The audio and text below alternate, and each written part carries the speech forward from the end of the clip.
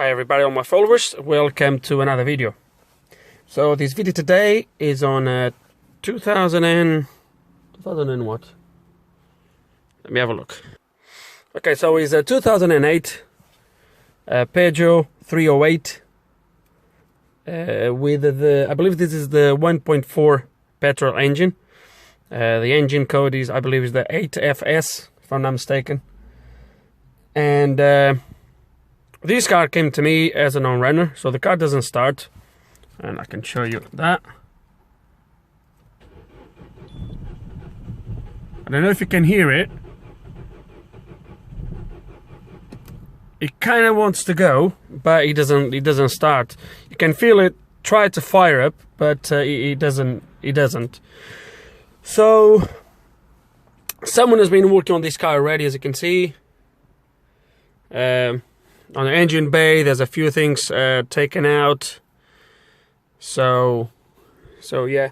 So I've scanned the car, and I'm gonna show you what I've deleted the codes, but there's one code that came back straight away, and I will show you which one is. Maybe that I've cranked the engine now, more codes came up.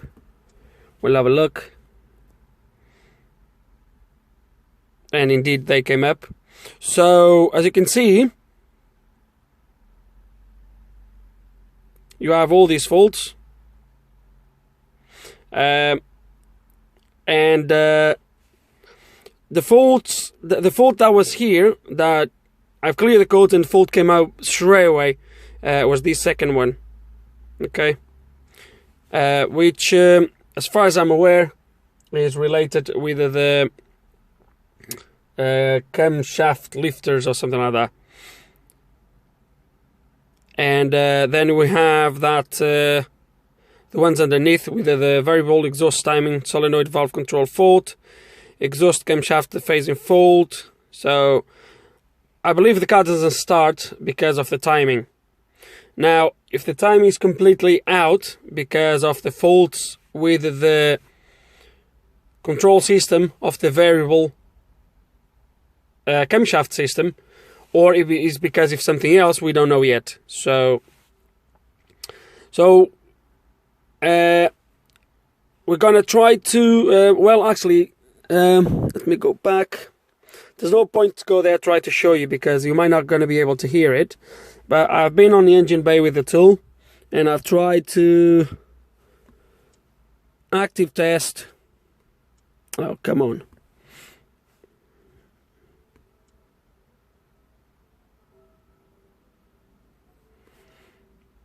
Okay, so if I activate the relay for the variable valve lift, I can hear the relay working.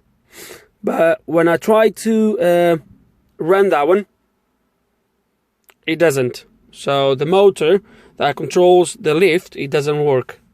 Now, if that is in the wrong position, obviously, if that stopped to work in the wrong position, it can prevent the car from starting. Plus, all the faults we have with the exhaust,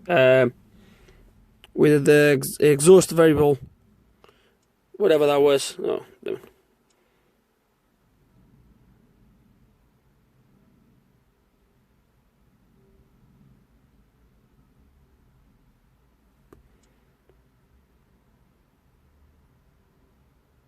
So plus the faults we have with the exhaust camshaft, the phasing fault, variable exhaust timing, solenoid valve control fault, pilot thermostat. I don't think this will be nothing.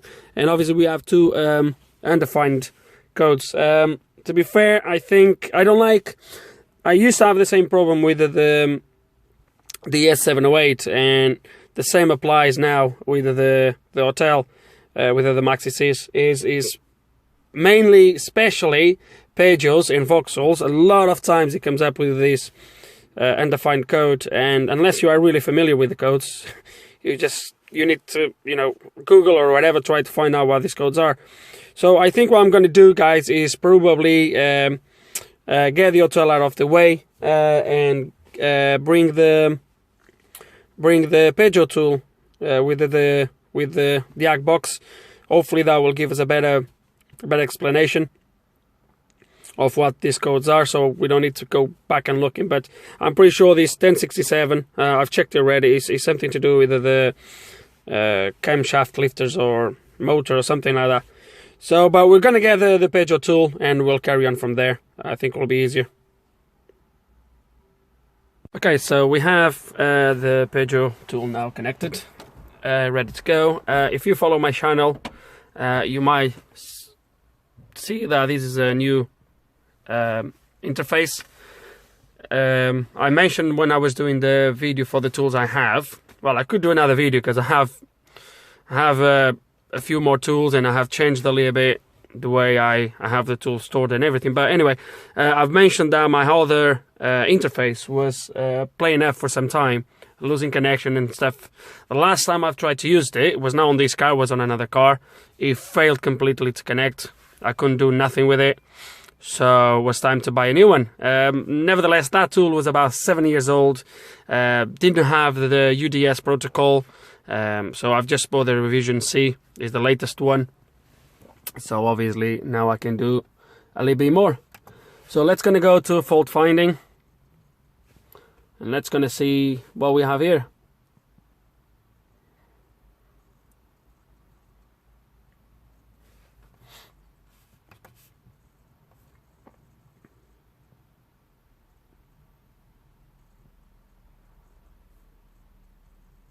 So he's gonna do a complete test on the car, which will take some time, so we're just gonna skip that. Okay, so the scan is now finished, and we're gonna go to engine.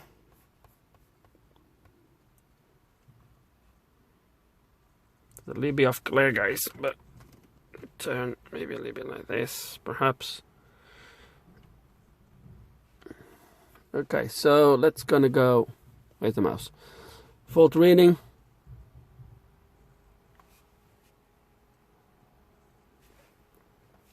Okay, so there we go. So as I said, P1067, which was the one that was unidentified on the hotel on the Maxi Cs, is a variable valve lift motor control fault. We have two for that, 67 and 78. Then we have exhaust timing solenoid, exactly the same as was before, the thermostat, and then we have variable lift system fault power, part of the motor relay. So that motor, it seems to be a massive problem with that variable lift motor control system. The variable exhaust timing solenoid valve, I want to show you something that I've noticed. And this is what happens when you have people working on cars, that this is obviously disconnected, but look at this. I'm gonna have to double check. Look, it's all broken, you see. If I force it, when I first got it, it was actually completely split. Look, if I start to put, look, you see. So that, when I first got the car, that was connected. That was actually connected, but it was completely broken off. I don't know if there's wires that have been short in there, so we're gonna have to have a look at that plug very careful. But probably that's why this fault is here. But I believe what is preventing the car from start is this one here. Is these faults with the variable valve lift control system. So that's what we're gonna look at. This motor, the timing solenoids, I'm gonna show you.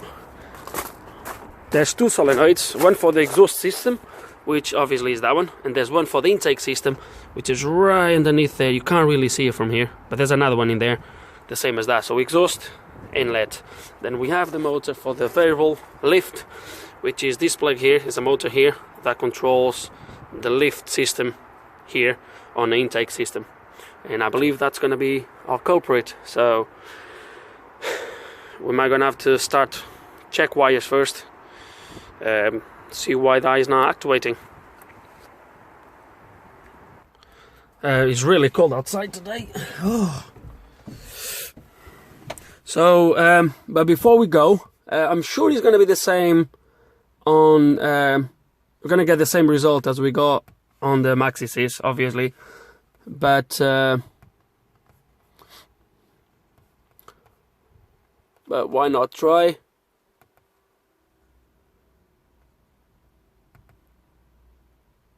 So exactly the same actuators as the Maxi Cs. They done this so similar. Why they didn't put the code's explanation the same? So variable lift, which I could hear the relay clicking there.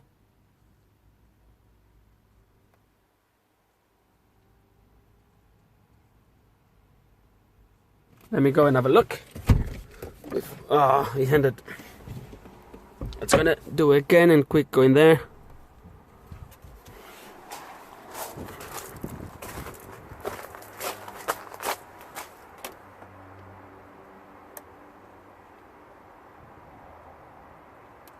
I don't know if you heard.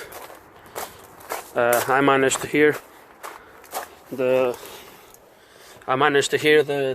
relay. So the relay seems to be working, but it might. I mean, the coil side of the relay, obviously.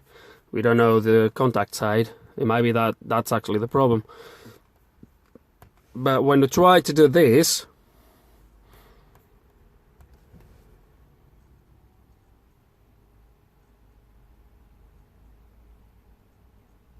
although it says listen for the click from the relays, what it should actually happen is the motor should go from side to side, rotate from side to side, and you should be able to hear that the motor going. So that's not happening at all. The battery, damn it. Okay, so we're gonna plug this on, and we're gonna obviously carry on from there. But yeah, so we're gonna start. I think what we're gonna do is I'm gonna take the battery off, and start to follow the wires from there to the ECU to the relay. Try to see if there is a wire problem. I hope it's not the BSM. That's faulty, and although the relay is working, it's not actually output any power on the contact side, because if it is, that most likely means a new BSM, because they are all sealed with this black stuff, unless I can strip a little bit and get the relay changed. I don't know. We're going to have a good look at it. Or we might have a faulty control motor, which obviously, well, it might means, and well, we are just jumping ahead. Let's gonna start to take things into bits and try to figure out what's going on. Okay, so we don't go there on the dark. We have here the diagrams. I hope this is the right diagrams. I'm not 100% sure about the injection. I've selected the injection as the EP3C. Hope this is the right one. Anyway, I don't know how good it's going to come on the camera, but we have the sensor for the, as you can see in there, variable valve position sensor, component 1107, and that's 8-wire connected. It's shielded with an 8-wire connected. This is the engine ECU up here. So this is the sensor that obviously tells the ECU the position of the camshaft, and over here, component 1192 is the eccentric shaft actuator, which is basically the motor. Yeah. So this motor is now working as we've seen. I can't actuate this motor for some reason. We're going to try to figure out why. So it's a 2-plug for the motor, and that goes into, so pin number 1, as you can see in there, pin number 1 goes on the 53 pins brown plug on the ECU, goes to pin number 2, and pin number 2 from the Huxley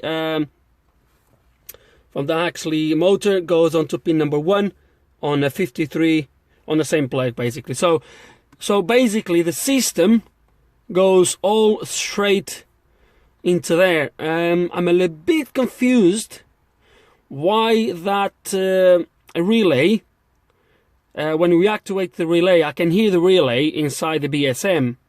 So unless that turns on, unless that, I would have to follow the diagrams a little bit deeper, but unless that relay is turned on by the BSM and it stays on, and then the ECU only obviously pulses the motor on and off and backwards and forwards and all that stuff, and the relay is just a power relay to the system. It might be that's the case. It might be that the relay is the only thing it does. So at the moment is what it looks like. But first thing I'm going to do probably is try to take this motor off, or actually check the wires from the motor to the ECU, make sure they are good. Check the wires from the actually sensor as well to the ECU, make sure everything is good in there.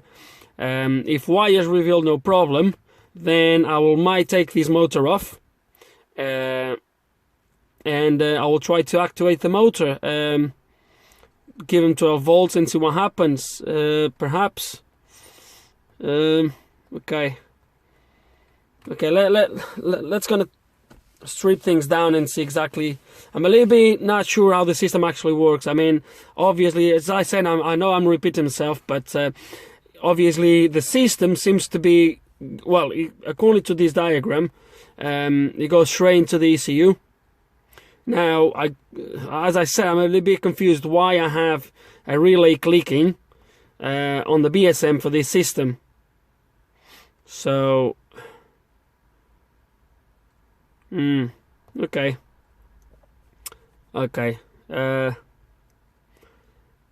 EP3 on its own is the same system. I've checked it. It's the same thing.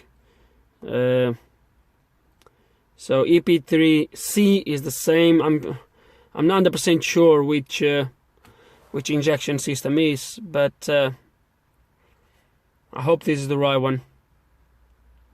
Okay, let's gonna get our hands dirty, like someone says. Okay, so straight away I can see that the sensor comes into here. As you can see, these wires here, these thin ones, same as those in there. This is the sensor. The plug, the motor is this one at the back. I've unplugged it already.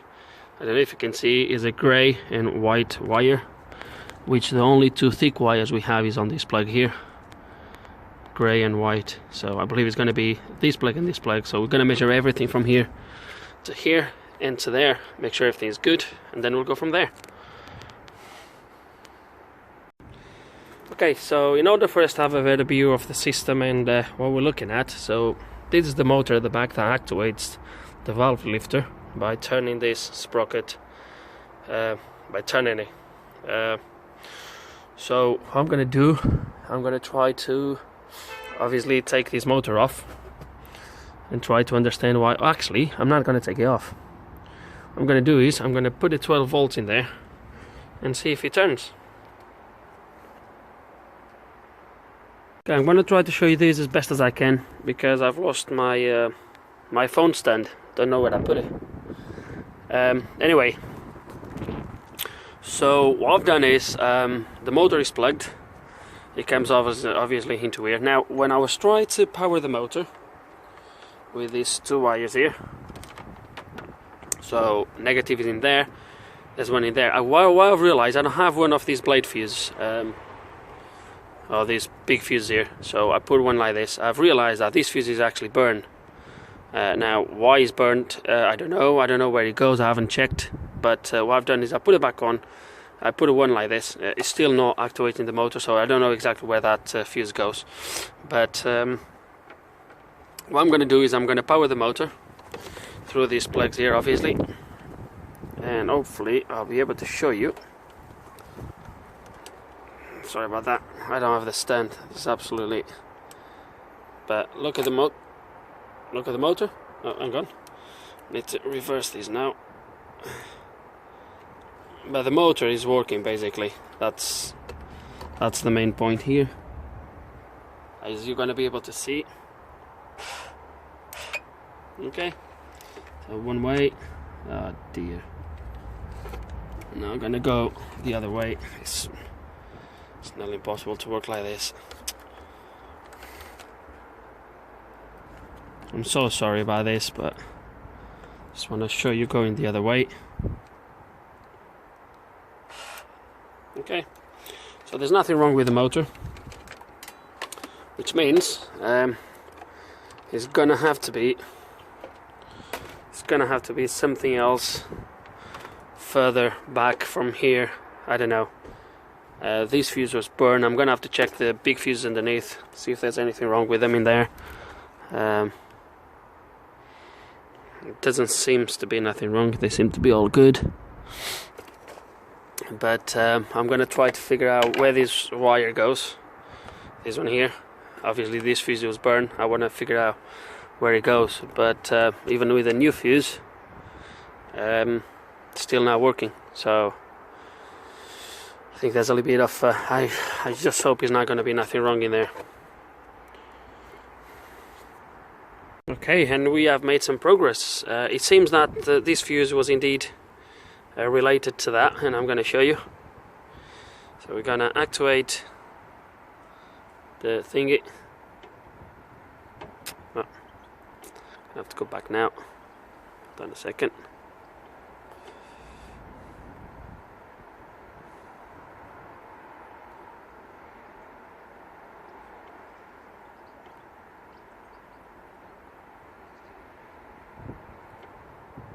I need to cycle the ignition because I've unplugged the fuse I've unplugged the fuse just to check if that was part of the system while it was doing an activation, and I think that's why it's not working now. So we're gonna try again, see if the function becomes available now.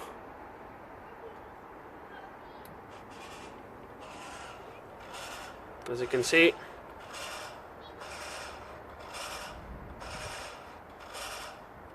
it's working absolutely fine. If I take this fuse, the system will just stop. So that's what it is. So it's working. It's just stopped.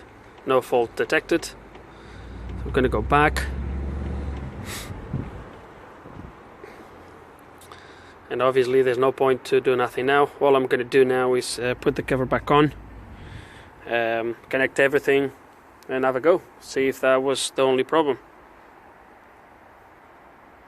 Okay, so I put everything back together, well, enough to be able to attempt to start the engine. I've done I've done another actuator test into the motor, and it's working. I can hear it working. Inside the rocket case cover, obviously, so it seems to be alright. Now before I start the engine, because sometimes it needs to be done with the engine cold, what we're going to do, because obviously someone's been messing about, I don't know, I'm going to do it just in case, it's going to be reset of it's going to be reset all the adaptations. I think it's in there if I'm not mistaken. Let me have a look. Initialize the auto adaptives, so that's what we're going to do. So do not start the engine for before performance, so we didn't. Is below, air conditioning must be yes. Power supply, yes it is.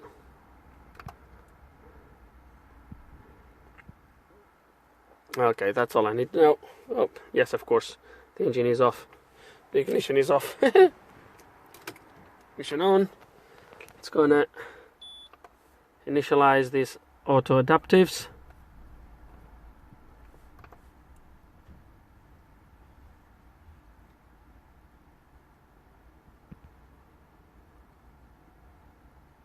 I can hear some noises going on the engine.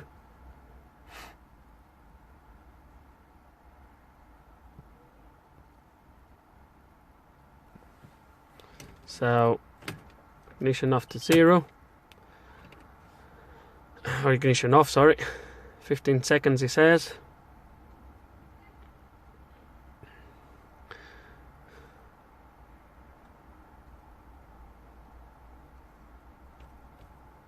Switch ignition on and wait 15 seconds. Ignition on.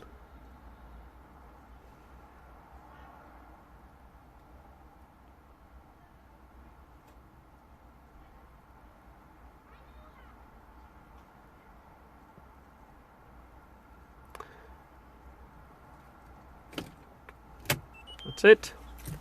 Turn it off again.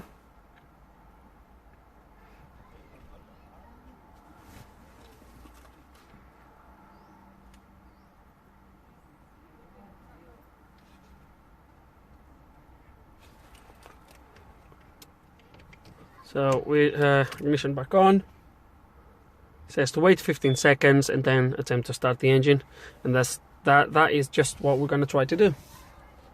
So we're going to wait these 15 seconds.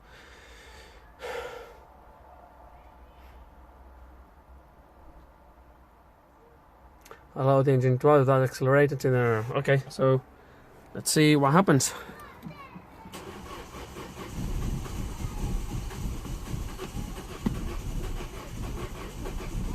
Come on, you are nearly there.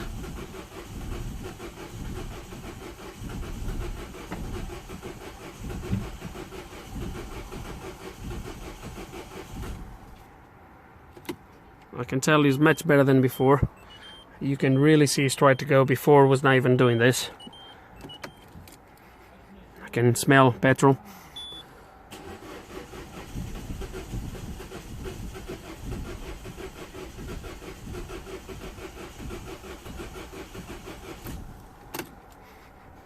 Obviously something else is going on. Let me see what's going on.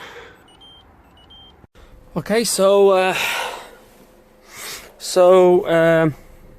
the next thing I've done, as you've seen, the car kind of tried to fire. So my next thing was move into the spark system, and 4 spark plugs later, brand new spark plugs. There we go. Car is running. So car is running just fine. So obviously, because we did a reset of the adaptation values, we're going to follow the procedure. So you need to let the engine to warm up, and then we need to go for a drive. Someone is calling me. We need to go for a drive. Okay, so 4 spark plugs later, and the engine is running just fine. We're gonna obviously get the proper fuse to put there at the top. I'm not gonna leave that wire in there, but yeah, seems to be running fine. There is no funny noise. I had to jump the car because the battery was getting way too low, but it seems to be running absolutely fine. These was the spark plugs. Look at that. They're completely gone.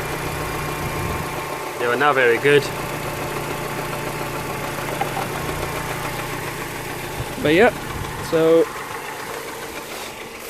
just gonna put everything back together, and we should be good to go. To be fair with you guys, I strongly believe that the problem why it was not starting was probably the ignition system, the spark plugs, and not the variable timing. But we sorted both. As you can see, if we go now in there, I actually want to show you.